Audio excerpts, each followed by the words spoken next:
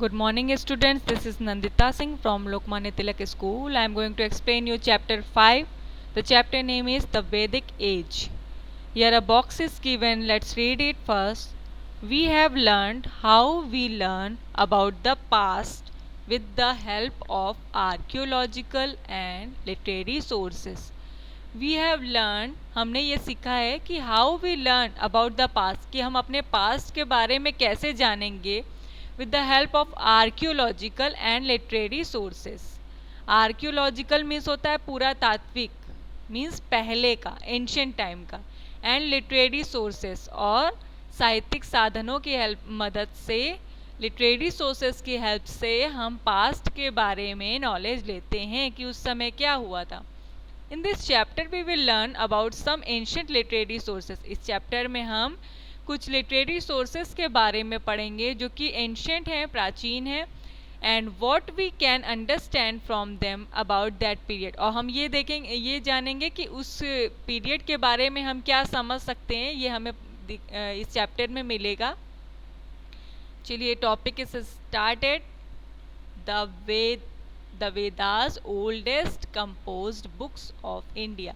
वेद के बारे में आप लोग जानते हैं, ये हमारी होली बुक थी, रिलीजियस बुक थी, जो कि 4 वेद होते हैं. कौन कौन से? ऋग्वेद, सामवेद, अथर्ववेद, यजुर्वेद. तो ये हमारी रिलीजियस बुक थी जिसमें बहुत सारी चीज़ें एंशिएंट टाइम की लिखी थी. चलिए पढ़ते हैं इसके बारे में. The Vedas are the oldest text compose in India. Vedas जो हमारी थी वो क्या थी? सबसे ओल्डेस्ट थी, सबसे पुरानी टेक्स्ट थी कंपोज्ड इन इंडिया. हमारे भारत में सबसे पुरानी किताब थी. They are a collection of ancient religious text. ये क्या है? कलेक्शन है एंशिएंट रिलीजियस टेक्स्ट का. धार्मिक जो बातें लिखी हैं उनके बारे में, प्राचीन धार्मिक बातों के बारे में ये पूरा कलेक्शन है. The Vedas originated from the word vid and means knowledge, and which means knowledge. Vedas किन वर्ड से बना हुआ है, कैसे उसकी उत्पत्ति हुई है? विद का मीन्स होता है नॉलेज. There are 4 Vedas. यहाँ पर 4 वेद होते हैं. कौन कौन से? ऋग्वेद, सामवेद, अथर्ववेद और Yajurveda. Rigveda, Samaveda, Yajurveda, Atharvaveda. You will have to learn all the name of Vedas. The date of composition of these texts is highly contested among historians who study these texts. Historians means क्या होता है? इतिहासकार. तो उस समय ये बुक कब बनाई गई, वेदास का कंपोजिशन कब हुआ, इस बात को लेके, उसकी डेट को लेकर के इतिहासकारों में काफ़ी कॉन्टेस्टेड मीन्स कॉम्पिटिशन्स चलते रहते हैं. They have suggested various dates. सारे इतिहासकारों ने अपने अकॉर्डिंग अलग अलग डेट्स बताए हैं. However many historians believe that early वैदिक टेक्स्ट आर कंपोज अराउंड 1500 से 1000 BCE. BCE stands for before Christ era. They have suggested however many historians believe, बहुत सारे इतिहासकारों ने ये माना है कि that early Vedic texts are composed, जो हमारे अर्ली वैदिक टेक्स्ट हैं वो कब कंपोज किए गए हैं? अराउंड 1500 से लेकर के 1000 BCE के बीच में ये कंपोज की गई ये बुक. एंड द लेटर वैदिक टेक्स्ट आर कंपोज अराउंड, और फिर उसके बाद के जो वैदिक हैं पार्ट्स हैं वो कब कंपोज किए गए हैं? 1000 से 600 BCE के बीच में. The period during which the Vedas were compose is known as the Vedic period, Vedic age. जिस पीरियड में वेदास को कंपोज किया गया था उसे हम वैदिक एज के नाम से जानते हैं. It is widely held that the Vedas were composed by various sages over a period of time. It is widely held that Vedas were composed. ये विस्तृत रूप में माना जाता है कि वेदास का जो कंपोजिशन हुआ था तो by various sages. Sages means होता है संत. महात्मा सन्यासी। तो उसका जो कंपोजिशन हुआ था वो कई संतों के द्वारा हुआ था over a period of time. एक पर्टिकुलर टाइम में इसका जो कंपोजिशन था वेदास का वो किसने किया था? सीजेस ने किया था। The hymn of these Vedas were transmitted orally from one generation to the next. और हिम मीन्स होता है भजन। हिम ऑफ दीज वेदास, इसमें भजन जो लिखे हुए थे वो ट्रांसमिट किए जाते थे ओरली। मीन्स ट्रांसमिट मीन्स प्रदान करना, दूसरों को देना। तो वो ओरली ट्रांसमिट करते थे एक जनरेशन से दूसरी जनरेशन को। मीन्स एक जनरेशन से दूसरी जनरेशन तक इसको एक्सप्लेन किया जाता था, इसके बारे में बताया जाता था। They were written down several centuries after they were compose. They were written down several centuries. इन्हें बहुत शताब्दियों तक लिखा गया था और उसके बाद इसे कंपोज किया गया था। दे वर कंपोज इन वैदिक संस्कृत। इसकी लैंग्वेज क्या है? वैदिक संस्कृत है। Which is very different from modern Sanskrit language, जो कि हमारी संस्कृत लैंग्वेज जो हम पढ़ते हैं उससे थोड़ा सा डिफरेंट है। Sanskrit belongs to the family of Indo European languages. Sanskrit belongs to the family of Indo European language. और ये जो संस्कृत थी वो इंडो यूरोपियन लैंग्वेज की फैमिली से बिलोंग करती थी, उनसे रिलेटेड थी। It is similar to many European languages such as English, French, German. ये किन किन लैंग्वेजेस से मिलकर के बनी? इट इज़ सिमिलर टू ये कई सारी लैंग्वेजेस से मिलती जुलती है। किससे किससे? यूरोपियन लैंग्वेज से मिलती जुलती। कौन कौन सी? English, French, German, Greek, Italian, Spanish. ये सारी लैंग्वेजेस से वो मिलती जुलती है। कौन मिलती जुलती है? जो वैदिक वेदास जिस लैंग्वेज में लिखे गए हैं वो इन सारी लैंग्वेजेस से थोड़ी मिलती जुलती है।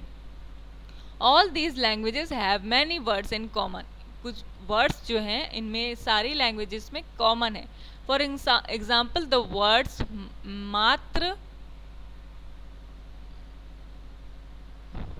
फॉर एग्जाम्पल द वर्ड्स मात्र and mother have a common origin. मात्र and mother have a common origin.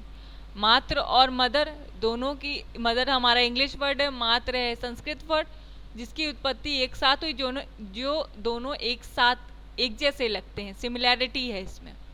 First है हमारा Rigveda. The Rigveda is the oldest of all of the four Vedas. It was composed about 3500 years ago. Rigveda जो है वो सबसे पुराना वेद माना जाता है चारों वेदों में से। और इसका कंपोजिशन कब हुआ था? ये कंपोज किया गया था 3500 years ago, 3500 years पहले किया गया था। इट कंटेन्स 1200 हिम्स और इसमें 1028 हिम्स इसमें हैं। किसमें है? ऋग्वेद में है। Which are divided into 10 parts, जिन्हें 10 भागों में बांटा गया है। It is a collection of prayers offer to अग्नि।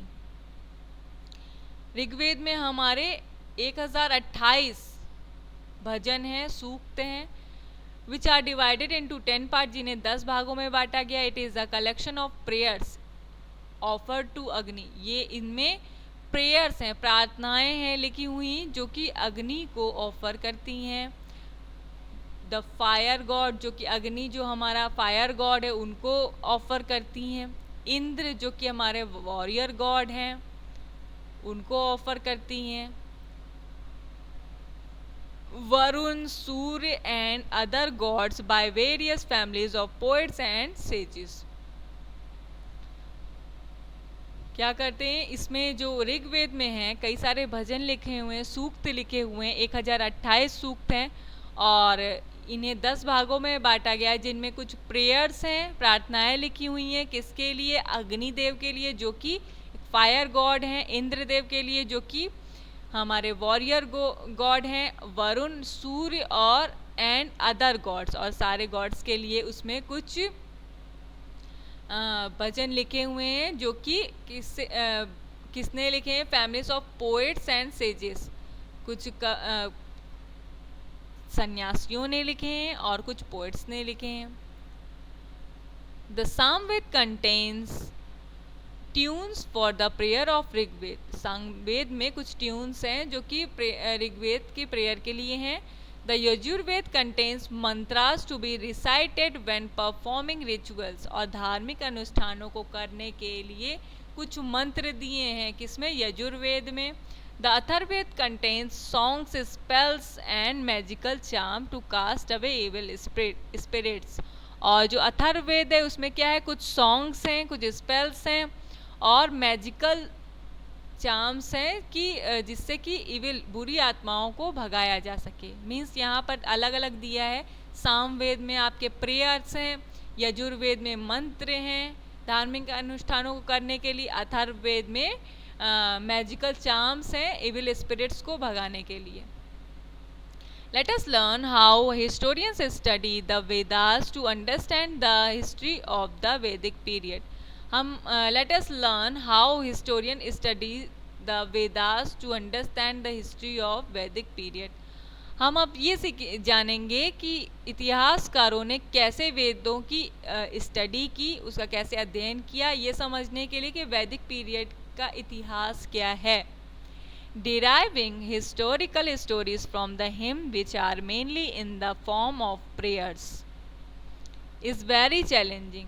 Deriving historical stories from the hymn, उसमें जो भजन की जो स्टोरी एज अ स्टोरीज जो दी थी, which are mainly in form of prayers, वो एक्चुअली प्रेयर के रूप में थी, इज़ वेरी चैलेंजिंग, वो बहुत चैलेंजिंग थी।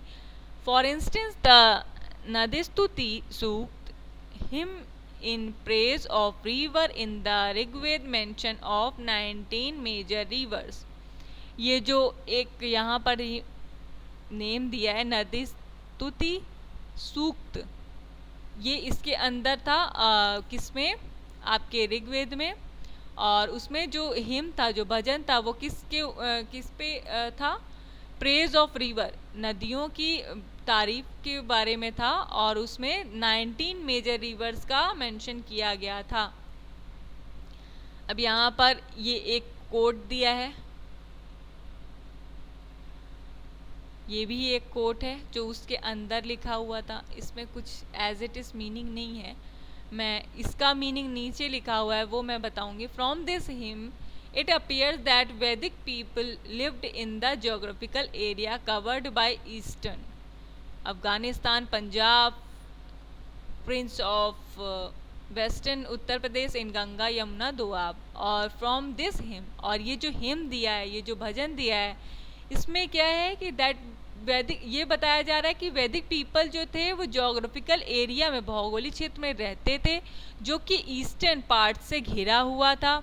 कौन कौन से? अफगानिस्तान, पंजाब और वेस्टर्न उत्तर प्रदेश और इन द गंगा यमुना दोआब, ये सारे स्टेट से घिरा हुआ था। Similarly another hymn from the Rigveda says, और ये दूसरा हिम दिया है, दूसरा भजन दिया है। द हिम सजेस्ट दैट, इसके बारे में क्या बताया जा रहा है कि the hymn suggest that the Vedic society did not have class और कास्ट डिस्टिंक्शन। इसमें क्या बताया गया है कि जो वैदिक सोसाइटी है हमारी, उसमें ना तो कोई जातियों का डिस्टिंक्शन नहीं है, भेदभाव नहीं है, विभिन्नता नहीं है, जातियों की विभिन्नता नहीं है। तो स्टूडेंट, आज की क्लास में बस इतना ही, कल मैं इसके आगे से कंटिन्यू करूँगी। तो आज की क्लास को यहीं एंड करते हैं। Till then goodbye, take care.